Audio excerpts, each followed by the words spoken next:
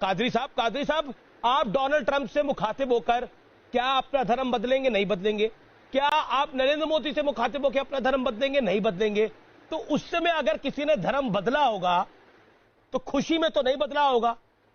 और लुटेरा चिश्ती आया उसके बाद धर्म बदले, लुटेरा चिश्ती आया उसके बाद धर्म बदले। गरीब नवाज कहते हैं हिंदुस्तान में हमें बदला लेने और मारने के लिए नहीं भेजा गया, हमें तो जिंदगियां देने के लिए भेजा गया। तुम्हें मालूम नहीं कि हम मुसलमान लोग नहीं है?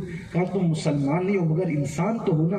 हमारा मजहब इंसान की खिदमत सिखाता है। कहा अगर यही मजहब इस्लाम है तो हम सबको फिर इस्लाम को बोले। गरीब नवाज के हाथों पर जिन्नातों ने, दियो लोगों ने कलमा भी पढ़ा है। हाँ, मेरे ख्वाजा की शान ये। राय बतौरा ने गरीब नवाज के खिलाफ आधी सल्तनत का लालच देकर एक शख्स को, जवान को भेजा कि जा और उसे कत्ल कर दे उस दरवेश को। वो आकर बैठा रहा, लोग बयान सुनते रहे। बयान सुनते सुनते महफिल खत्म हुई, लोग उठ उठ कर जाने लगे। गरीब नवाज ने सबको रुखसत किया, वो बच गया। फरमाया बाबा सबका काम हो गया, अब तुम जिस काम से आए थे वो काम कर लो। तुम जिस काम, देखो कातिल को मोहलत दी जा रही है। हम कातिल को देख के डरते हैं, मेरा क्या होगा।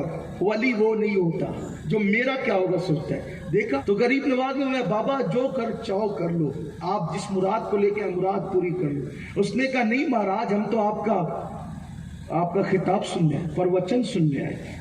उस वक्त संस्कृत थी लेकिन उसकी तर्जुमानी करता, हम तो प्रवचन सुनने आए थे महाराज, हम तो ऐसे ही आ गए थे। तो गरीब नवाज ने मुस्कुरा के, तब भी गुस्से में नहीं आए, मुस्कुरा कर फरमाया बाबा जो तकरीर सुनने आता है वो कमर में खंजर बांध कर थोड़ी आता है, वो कमर में खंजर छुपा कर थोड़ी आता है। फरमाया नहीं, हिंदुस्तान वालों की आदत है वो कमर में खंजर बांधते हैं। फिर मुस्कुरा कर फरमाया अच्छा, हिंद वालों की आदत है कि वो खंजर कमर में बांधते हैं, तो क्या ये भी आदत है कि आने से पहले बादशाह से हमारी मौत पर आधे मुल्क का सौदा करके आना भी क्या हिंदुस्तान वालों की आदत है? इतना सुनना था, ढेर हो गया कि बादशाह के कमरे में आधे हिंदुस्तान की हुकूमत पर इनकी जान का सौदा तो मैंने किया है। ये कितना महान इंसान है कि ये याना सागर के किनारे बैठकर बादशाह के महल की गुफ्तगू को भी जानता है।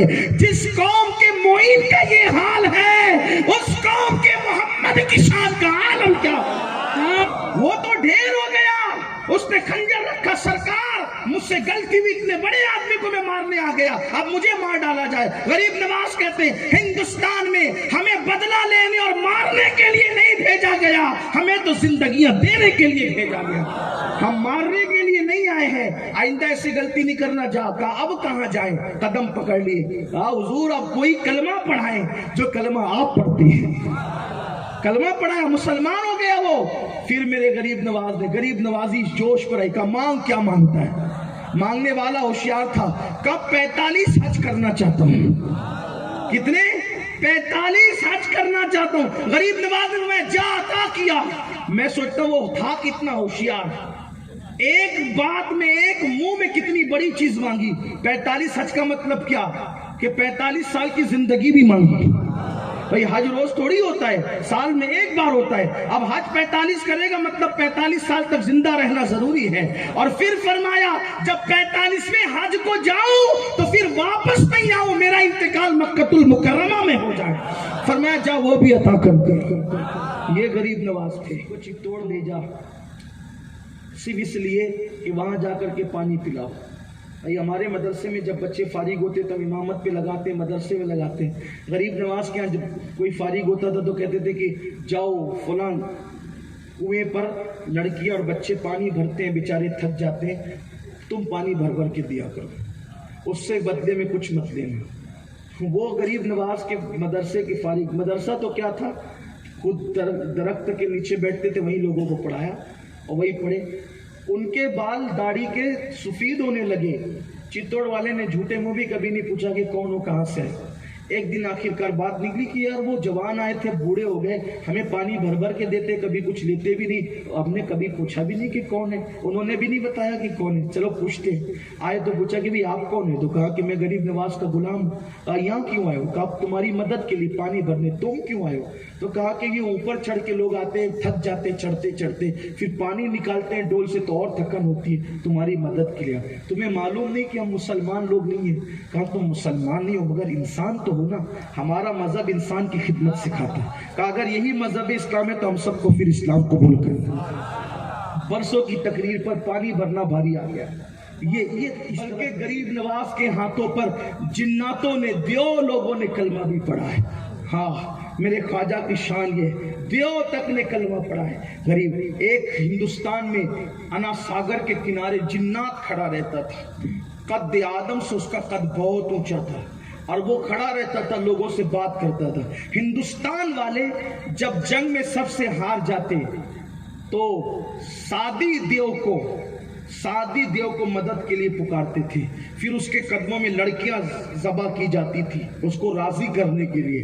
ایسے نہیں خوش ہوتا تھا وہ، لڑکیوں کا خون چوستا تھا سادی دیو، لڑکیاں ذبح کی جاتی تھی۔ ہندوستان کی تاریخ میں موجود ہے، مختلف کتابوں میں مختلف انداز سے سادی دیو کا تذکرہ کم و بیش ہر سیرت نگار نے لکھا ہے۔ تو لڑکیاں ذبح کر کے اس کو خون پلایا جاتا تھا، اور جب وہ چلتا تھا تو اس کی دھمک پورے اجمیر میں محسوس ہوتی تھی۔ جب سب طرف سے لوگ تھک ہار جاتے تو سادی دیو کو مدد کے لیے پکارتے۔ اونچا قد، انسان کی نگاہیں اس کے سر کا اندازہ نہیں کر سکتی تھی، اور جب وہ چلتا تھا اور دھمک اس کی آتی تھی تو بڑے بڑے لوگ لرز جاتے تھے۔ جب ہر طرف سے لوگ غریب نواز سے ہار گئے، سانپ پھینکے کوئی اثر نہیں ہوا، چوٹیاں پھینکی، جادو کے زور سے پتھر پھینکے کوئی سب ناکام، پانی بند کیا ناکام، ستایا ناکام، مارنے کے لیے لوگوں کو تیار کیا ناکام۔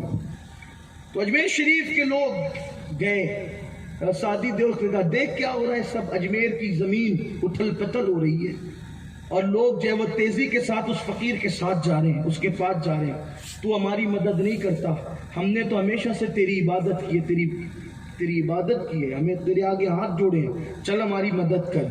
اس کو خوب ابھارا، وہ چلنے کے لیے تیار ہوا۔ غریب نواز کے غلام کچھ مرید آئے، کہا سرکار وہ بڑا خطرناک ہے سادی دیو، تو میں آنے دو۔ وہ آ کے کھڑا ہوا، قد آدم سے اس کا قد بہت اونچا تھا۔ اس نے کہا اے فقیر نکلتا یا میں تجھے مسل دوں۔ غریب نواز کا یقین بول پڑا، فرمایا سادی دیو سن، زندگی اور موت کا مالک صرف میرا اللہ ہے، اگر میرے اللہ نے میری موت لکھی ہے تو تم مجھے چوٹی سے بھی آسانی سے مسل سکتا ہے، اور اللہ نے میری موت نہیں لکھی ہے تو تجھ جیسے لوگ میرا کچھ نہیں بگاڑ سکتے۔ اور فرمایا سادی دیو میں تجھے دعوت دیتا ہوں تو مسلمان ہو جا، اگر تو مسلمان ہوگا اللہ تیری مراد بھی پوری کرے گا۔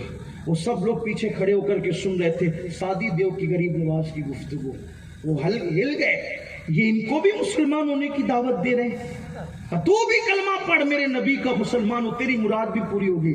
اب چونکہ سادی دیو کے پیچھے سب اس کے متوالے اور اس کی عبادت کرنے والے، اس کے گویا کے بندے کھڑے ہوئے تھے، تو اس کو تھوڑی سی بے عزتی لگی کہ یہ مجھے بھی کہہ رہے تیری مراد، میں سب کی مراد پوری کرنے کا دعویٰ کرتا ہوں، یہ کہتے تیری مراد پوری ہوگی۔ تو اس نے عذرائے تکبر کہا کہ میری کیا مراد ہو سکتی ہے فقیر؟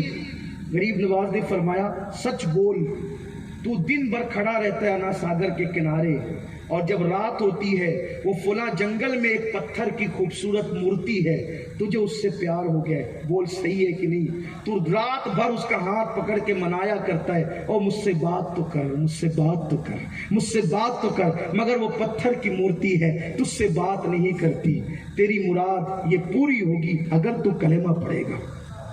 اس نے کہا میری مراد جنگل میں بیٹھ کر جو میں منتیں کرتا ہوں مورتی کے سامنے، یہ میری مراد بھی جانتا ہے اور کہتا ہے مراد پوری ہوگی. اب ظاہر سی بات ہے عشق کیا نہ کروائے. اس نے کہا اگر واقعی ایسا ہے تو مجھے کلمہ پڑھائیے. غریب نواز نے سعدی دیو کو کلمہ پڑھایا. اس نے پڑھا لا الہ الا اللہ محمد الرسول اللہ, اور جب کلمہ پڑھا تو کہا کہ اب مراد پوری کریں. فرمایا جا اس مورتی کا جس کا ہاتھ پکڑ کے رات رات بھر منتیں کرتا تھا, مجھ سے بات تو کر, مجھ سے بات تو کر. اب اس کا ہاتھ پکڑ کر کہنا چل تجھے معین الدین بلاتے ہیں, چل تجھے معین الدین بلاتے ہیں. وہ گیا اور ہاتھ کیا پکڑا, وہ مورتی اصل ہو کر کے اس کے ساتھ چلنے لگی. اس نے کہا مہاراج آج تو میں خوش ہو گیا. اس نے کہا آج تو میرے دل کی کلی مسکرائی, میں خوش ہو گیا. غریب نواز نے فرمایا اگر تو خوش ہو گیا یعنی شاد ہو گیا تو جا آج سے میں تیرا نام شادی رکھتا ہوں. اب تو شادی نہیں ہے, تیرا نام شادی, جا شاد ہی رہے گا تو. لوگوں نے جب دیکھا نا اس کو دیکھا کہ یہ بھی مسلمان ہوا تو اس کو گالیاں دینے لگے. اس کے ہاتھ میں جو پتھر لکڑی آئی سب اٹھا کر کے اس نے مارنا شروع کیا اور سب کو بھگایا. اور اس کے بعد اس کو بہت سی باتیں کہی گئی, لیکن اس نے وہ تو دیکھ چکا تھا. غریب نواز نے اس شان سے ہندوستان میں اسلام پھیلایا.